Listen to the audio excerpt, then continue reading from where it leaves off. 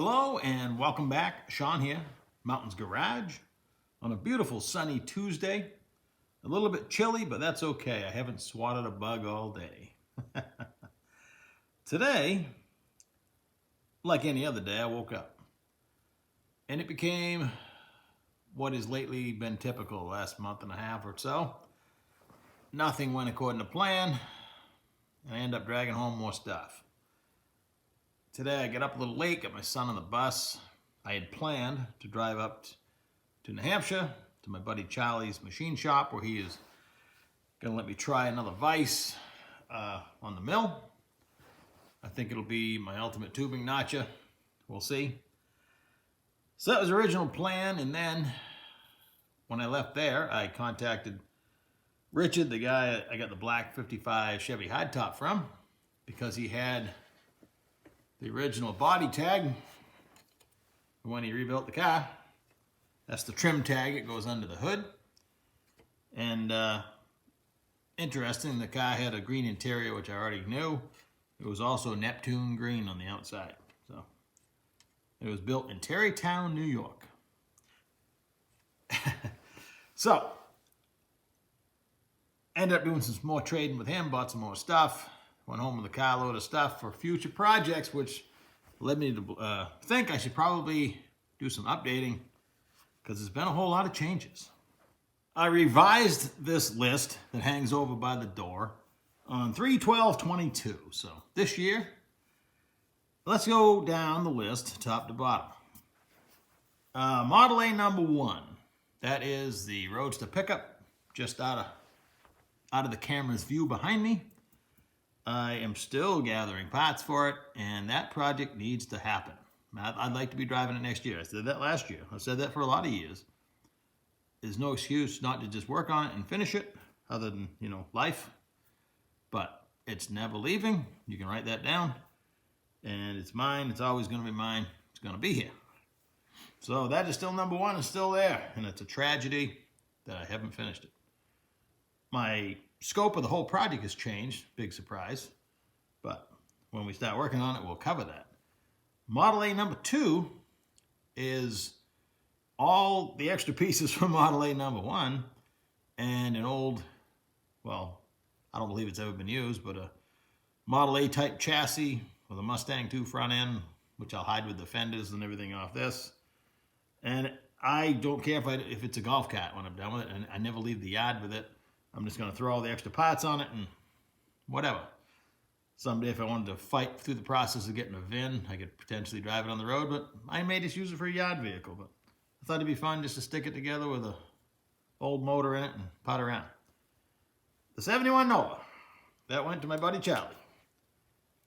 We did a lot of that on this channel. A lot of the whole process.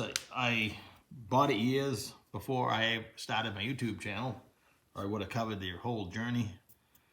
It deserves its own final video, probably in the spring when he's probably done with it and we drive it and stuff, because I've never worn the stickers off the tires. I went around my driveway a couple times, and the longest it's ever run is the day I backed it into his garage. So that is gone. Okay, my eraser doesn't work either. There we go. So, the 72 Nova. I had that, I bought it the same summer I bought the 71. We built an engine for it here on the channel. I put a bunch of transmissions in and out of it, but the project, I wanted it to be more than it was. It was kind of cool the way it was, but not really what I was looking for. An awesome car. Another friend of mine got it. He got an awesome deal. And it's gone. So be it. The biggest mistake in that deal is I let my BorgWarner S366 turbos go with it. And I just had to replace them, and they're twice as expensive as they were before. I traded into the brand new set that was on the 72. If you go back and watch the videos, that's all covered. The 64 Dart GT45 Turbo LS project, powered by 9-inch Ford. I got that car a year ago, last summer. I don't know what possessed me, but I pushed it inside in October, and I was I worked on it the entire winter. If I had put the same effort into the Model A, it'd be done by now. I just felt I liked it. It was hard not to love the thing. And it's now gone. It did not leave with the aluminum 5.3 and the GT45 and all the underhood stuff. It did leave with a nice 9-inch Ford under it and all the framework and all that stuff I did, which is on this channel in the playlists. But it went back to the guy I got it from in better shape than I got it for sure. And he's going to finish it and have fun with it. I think he's going to put a small block Chevy in it. And in a subsequent deal, he ended up getting the Power Glide that I had. I got more stuff in trade. We're always trading back and forth. It's a common theme. I love the barter system. It's fun sometimes, but long story short, the 64 Dart now lives 3 miles from my house, and it's no longer under my watch. I used to go out when I first got it last summer. I love the thing so much, I don't know why. I'd go out and sit in it at night. Anyway, the 49 Chevy pickup. I'm going to show it to you before this video is over, because that truck has been skewed, whatever you want to call it, spread out over a couple towns. And the doors are still missing. I never knew where they were. Neither did the owner. Well, he dropped them off at a body shop and forgot where they were. So I've had to get different doors, but it's a really cool truck. I've recently, last weekend, dug the cab out and set it on the frame where it belongs. And it is, you know, another one of those forever projects. I, in a weak moment, offered to sell it. I'm glad I didn't, because it can't leave. I like it too much. I've had it too long. That's staying and is going to get put together. And when I go outside and do a little filming next to it, we'll talk about what it might get for powertrain and stuff. Another pickup project was a 47 Ford, just a cab and a nose that I had. In fact, the nose is still sitting here in the yard. The guy's supposed to come get it. But the same guy that I got the Dart from, who wanted the Dart back, he also wanted his Ford pickup cab back. It was chopped. I'll show you a picture of that too on the trailer last Saturday leaving the yard. For the last time, she's gone. Well, I never say for the last time, because we trade all the time. I could have it back this afternoon for all I know, but that I, in my head, put that cab on, I don't know how many frames. I was going to make a chopped car hauler out of it. I was going to put it on that Model A frame for Model A number 2. I was going to build a custom chassis, which I have everything for. You know, we're going to be Pro Street. I have wheels, I have everything for that thing in about 4 different forms, so doesn't matter, she gone. My eraser's working better anyway.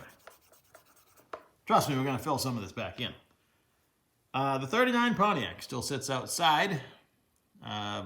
We were riding down I worked on a couple 30s Pontiac Chieftains for a friend of mine, and my wife liked the look of it, and she wanted one.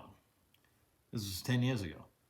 And I laughed because we'd never find one. We're driving down the road one day, coming back from the races, and there's one on the side of the road.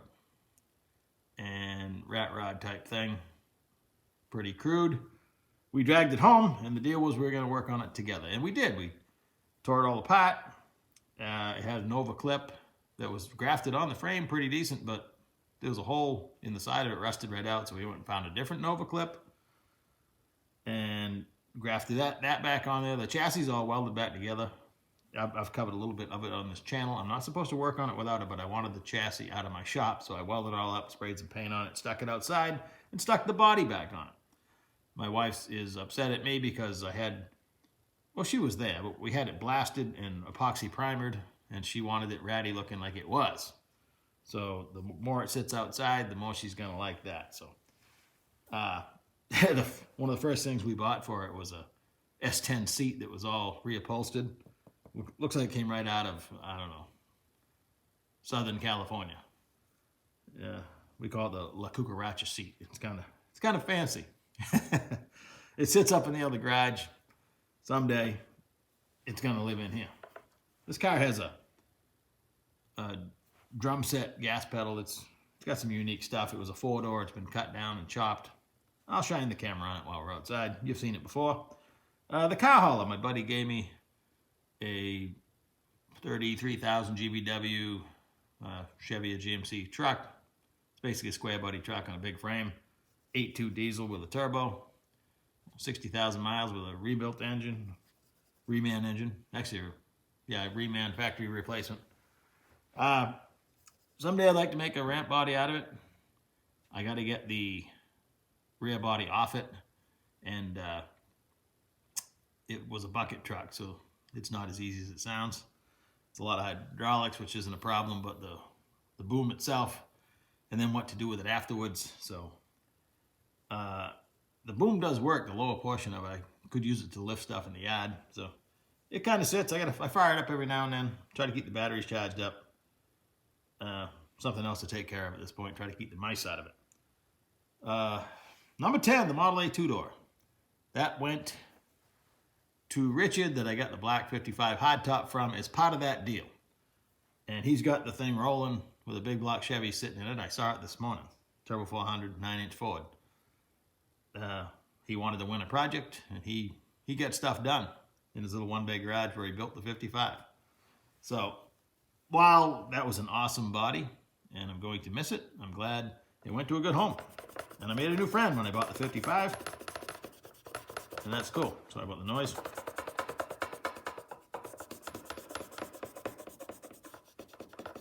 And obviously I didn't change the revision date because I got that two-door this spring well after the 3rd month. So the 56 Chevy wagon, I'll stuff a little clip in here. Don't worry. I still own 3 Tri-5 Chevys. But instead of occupying my, I'll call it my storage area, aka paint booth, the 3rd bay of my garage, 2nd bay, whatever you want to call it, I moved it out to the 24-foot enclosed trailer that I bought because I've spent the last 2 weeks trading and wheeling and dealing on projects that aren't even on this list, which I guess I'll cover next. So the 56 Chevy wagon is just outside in the trailer. The things I was trading away was a 37 Willys 4-door car, and it had a steel nose, also had the glass nose. We've traded back and forth a few times, and it went back to the guy from Massachusetts where a lot of the stuff came from, the Dart, the 2-door. I mean, the guy came up to get the Willys, and he wanted to look around. I said, "You've already seen everything. It all came from you." No, not all of it, but a lot of it. So I traded that off for a whole bunch of junk and very little cash, but mostly I took in another Muncie 4-speed that I don't necessarily need, a tunnel ram, small block Chevy, which I had been looking for. I'll show you some of that stuff too, I guess. And there's a 36 Plymouth, which was part of the 72 Nova trade. I haven't showed you that either, I don't think. It's Pro Street. Had a narrow Dana 60. The chassis was something that was floating around, never intended for the Plymouth 36 Plymouth body. It's a rumble seat coupe. Long story short, I still have all the sheet metal here in the yard. The chassis is now going under the 47 Ford cab because that was its original intent. It's back to the guy that orchestrated all that, my buddy Chris, and he's happy to have it back. So that was another deal that took place last Saturday. So that's gone.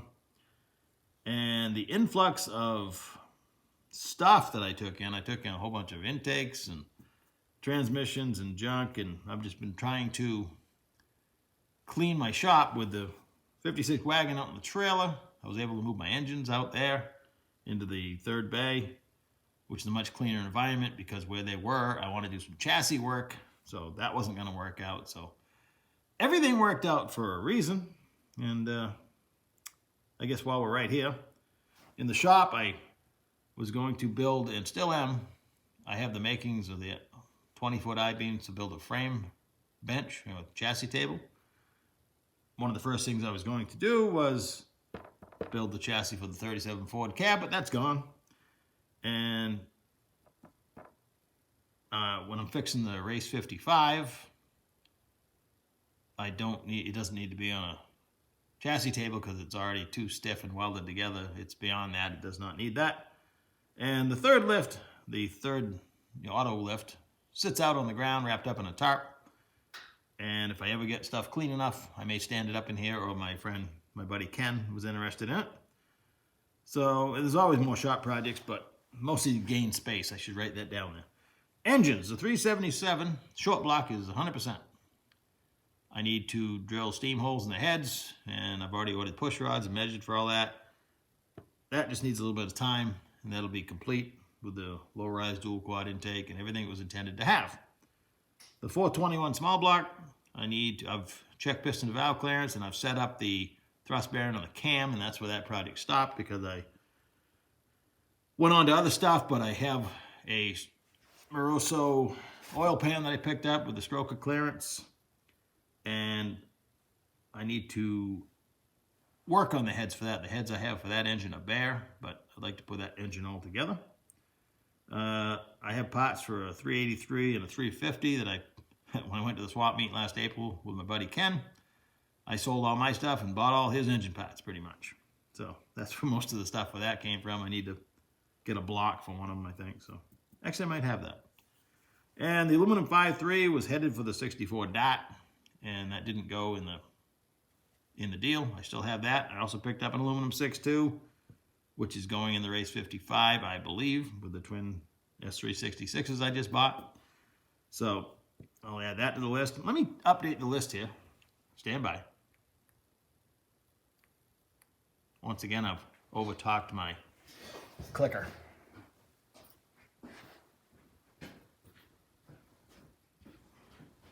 All right, I revised the list and the date.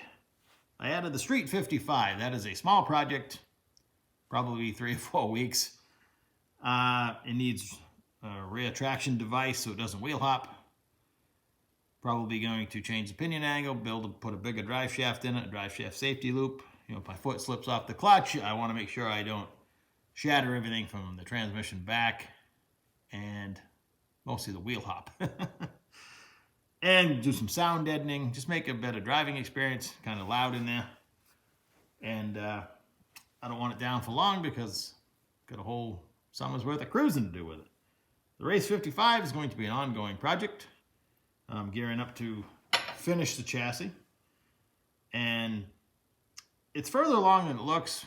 You know, when you build a project like that, and you know, there's no way to attach the front end, and I mean, make everything square, and it's just a lot of work. I've built cars before, and to take, you know, a pile of fenders and make it so everything fits and functions how you want it to do, because it doesn't bolt to anything. You're making everything. That's the stuff that takes a lot of time, and a lot of that's already done, so that's cool. I added the 04 Road King. To be honest, I don't remember the year at this point. I'll have to go look at it, or watch my video again when the day I dragged it home. I have a lift for it, and I'm going to put it in this part of the garage where the engines were, ahead of the Race 55, up on the lift, and pick away at it in the hopes it would be roadable. And whether I sell or ride it, I haven't decided yet. I love riding. Done lots of riding. People are cray-cray out there. So that's a decision down the road, but right now it's in the shop and it's on the list. We added the 36 Plymouth Coupe, rumble seat coupe. It's got homemade wheel tubs and stuff in it. It would make a really cool Pro Street type rig, full fended hood and everything. You know, I've yet to accomplish a rat rod type thing, and this could be it. It's also for sale on Marketplace, so you never know what's going to happen. We'll leave 10 blank because you never know what I might drag home or even what I've forgotten. So let's go around and take, more space. We need more space. Let's just take a quick look. This video got long, as it happens sometimes. And I'll take you on a brief tour, and I'll be right back. Here we are outside, and the wind is not howling. It's actually pretty quiet out here. This is, I call it a 49. I probably should find the tag and figure out what year it actually is. But I was always told it was a 49. It's a long bed. I'm going to leave it a long bed. I want to have a functioning truck that I can, you know, go to the dump and everything else with. It's quite a story, which we'll get into when we start working on it. But long story short, the previous owner spent a lot of money on it, and this is what he got back. So it's had some work done. and it needs lots more. It came with quite a few parts, and I guess it was going to be red. But yeah, it's, you know, there'd be brand new weather seals next to stuff that needs lots of work.